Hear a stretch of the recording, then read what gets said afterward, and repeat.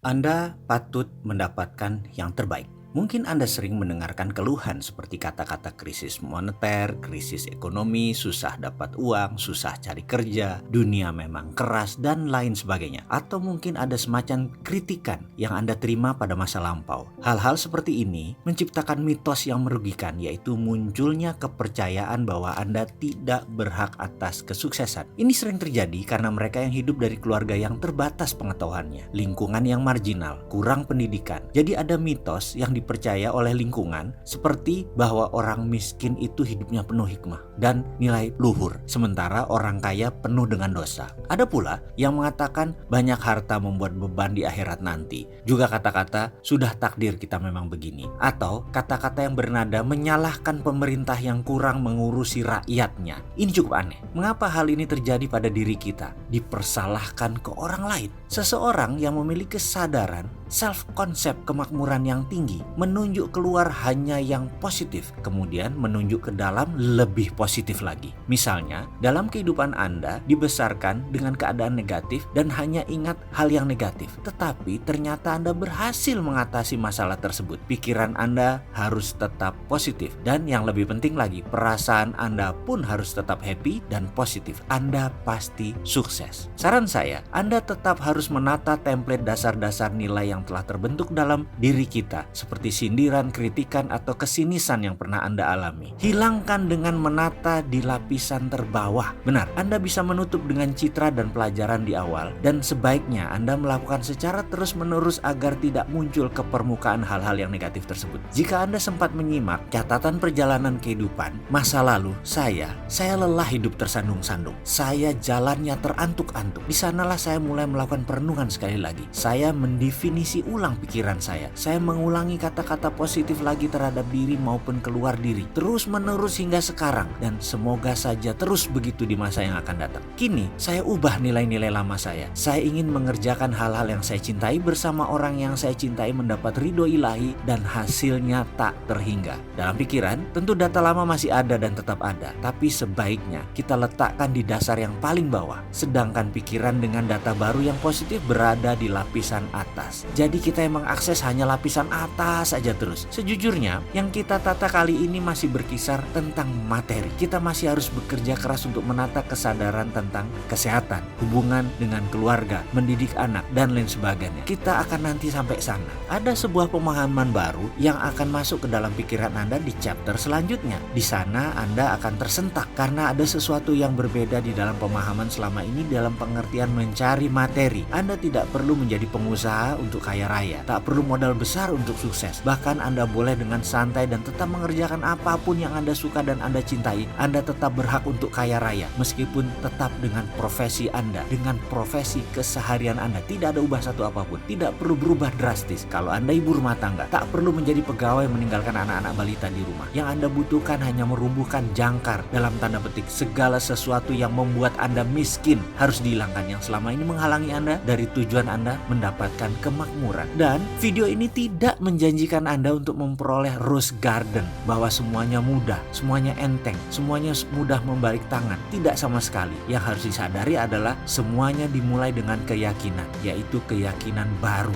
Jadi sekali lagi saya ulangi, siapa bilang mau kaya harus berbisnis? Siapa bilang sukses itu mudah, hanya perlu bekerja pintar tanpa modal, tanpa kerja keras? Kita akan luruskan semua itu. Saya jamin yang berbicara bahwa untuk sukses harus berbisnis, atau ada yang mengatakan sukses itu mudah tanpa kerja keras, tanpa modal, tanpa kerja pintar, adalah seorang pembelajar yang baik, tapi bukan pelaku yang menjalankan roda ekonomi. Yakinlah, yang berkata seperti itu pasti orang yang bertujuan baik. Namun bagi saya, niat baik tersebut sering misleading, membuat manusia lain jadi salah arah. Jadi pemahamannya harus diperdalam agar lebih benar, bukan hanya jargon. Saya tahu sekali niatnya memotivasi orang agar orang tidak patah semangat dengan kondisi saat ini. Saya juga paham sekali bahwa pemutar roda ekonomi saat ini banyak datang dari kalangan yang memiliki sedikit pendidikan sekolah dengan sedikit modal, bahkan ada yang tanpa modal. Cerita tentang orang-orang seperti ini menjadi semacam pendekatan mirroring agar satu rasa. Kemudian dibandingkanlah dengan kisah-kisah orang sukses di dunia yang juga tidak bermodal, tak berpendidikan. Tujuannya sama, yaitu agar memotivasi untuk bersemangat, dan itu tidak salah. Ini benar dan saya setuju sekali. Akan tetapi siapapun yang mengatakan hal tersebut sebaiknya menjelaskan lebih dalam lagi. Yang disebut begini, ini. Misalnya, berbisnis properti tanpa modal. Sebaiknya diterangkan lagi dengan benar. Itu broker properti atau pebisnis properti. Nggak mungkin lah bisnis properti tanpa modal. Ini harus diluruskan. Kalau broker, memang modalnya duitnya sedikit. Karena memang tanah orang, aset orang. Kita hanya menjual diri dan memasarkan. Fee yang didapat merupakan imbalan dari jasa kita. Lain halnya dengan pebisnis properti. Pebisnis properti belum mulai berjualan dan berbisnis, sudah sibuk dengan biaya-biaya dan sudah keluar modal. Mulai dari HO, undang-undang gangguan, AMDAL, IMB, dan lain sebagainya. Dan itu sudah keluar uang. Dari mana katanya pebisnis properti nggak pakai modal? Itu broker, sekali lagi. Lalu, berbisnis properti tanpa modal itu di mananya? Nggak ada kan? Udah deh, jadi kita harus jujur mengatakan bahwa bisnis pasti pakai modal. Tapi kaya bisa tanpa modal. Jadi, daripada ngusung woro-woro bisnis properti tanpa modal, menurut saya akan lebih baik jika menginformasikan diperjelas. Misalnya, cara menjadi sales properti yang baik, cara melipat gandakan penjualan properti Anda, dan semacamnya. Menurut saya ini lebih jujur dan tidak memberi harapan palsu kepada orang-orang yang haus sukses. Ada juga yang mengusung jargon kerja pintar. Ini biasanya pemain bisnis MLM. Dan sekali lagi, ini bukan hal yang salah. Ini benar, kerja pintar. Karena kerja Anda hanya jualan produk. Anda tidak perlu memikirkan gudang, distribusi, administrasi, atau izin-izin. Anda tidak perlu susah-susah menciptakan merek dan lain sebagainya. Anda hanya perlu membangun sales team, berjualan dan memotivasi. Titik. Itu memang kerja pintar. Anda hanya mengerjakan 30% dari sisi bisnis. Namun, leader seperti itu tidak bisa mengatakan bahwa ber-MLM itu berbisnis. Ini hanya strategi salesmanship. Sales adalah bagian dari bisnis dan bukan berbisnis. Kalau Anda memiliki bisnis jaringan tersebut, barulah Anda menyebut diri Anda pebisnis. Ada juga yang mengatakan Bill Gates tidak menyelesaikan sekolahnya, atau Lim Swee Leong tidak sekolah. Pengusaha lain juga tidak sekolah formal, tapi pada kaya-kaya. Ini menimbulkan pemahaman yang keliru juga bahwa pendidikan itu tidak diperlukan untuk berbisnis. Enggak.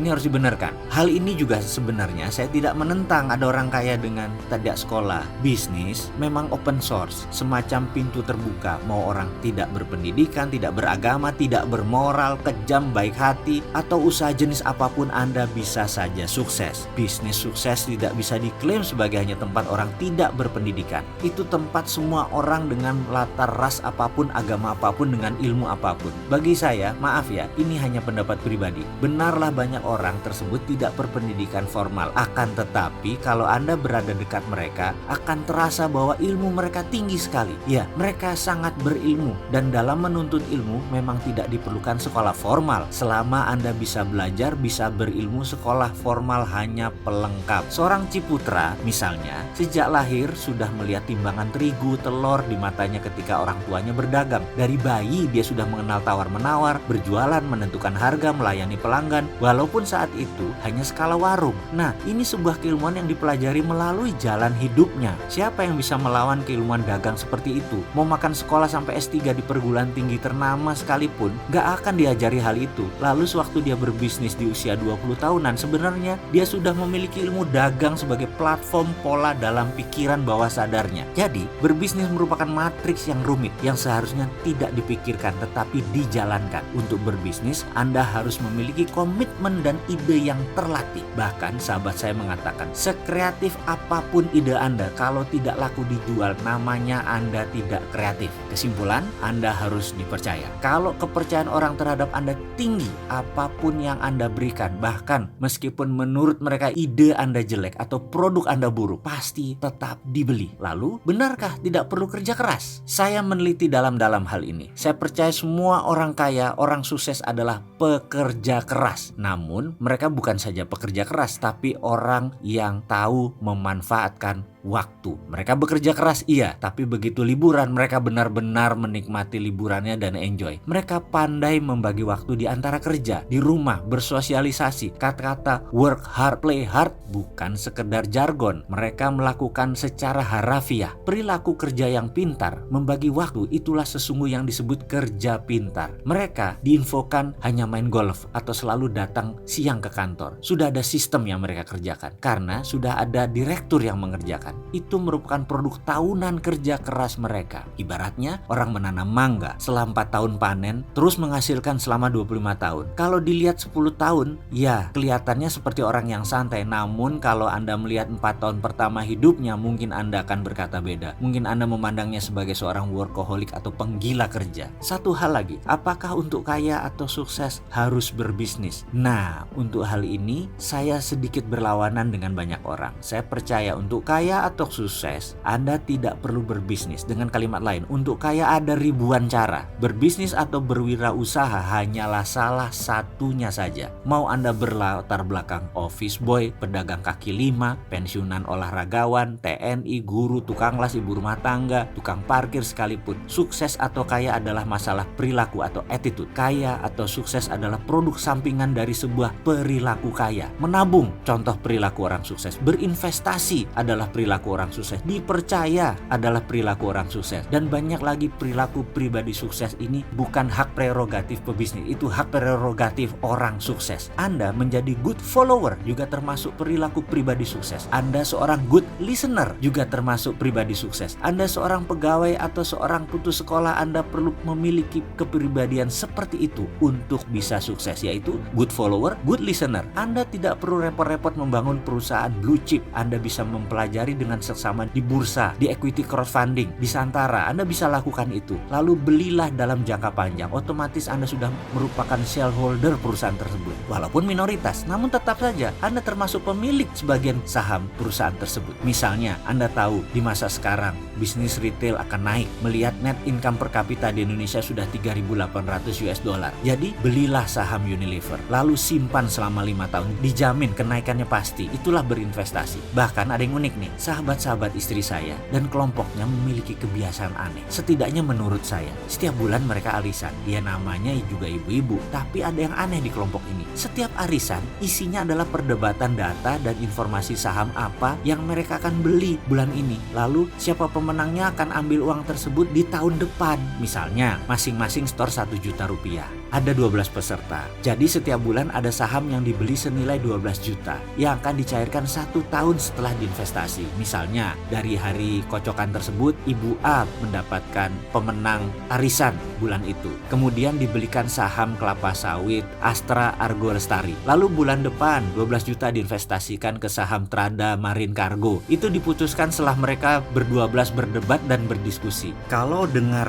ceritanya seru juga nih. Saya yang dulu merasa arisan itu hal yang berbau sosialite dan hanya perilaku sosial semata, jadi melihat arisan dari sisi menarik sekarang. Jadi ke depan sukses dan kaya sekali lagi bukan untuk mereka yang bekerja saja, alias siapa saja punya profesi apapun bisa sukses selama tahu dan berpikir sukses. Selamat melanjutkan video selanjutnya.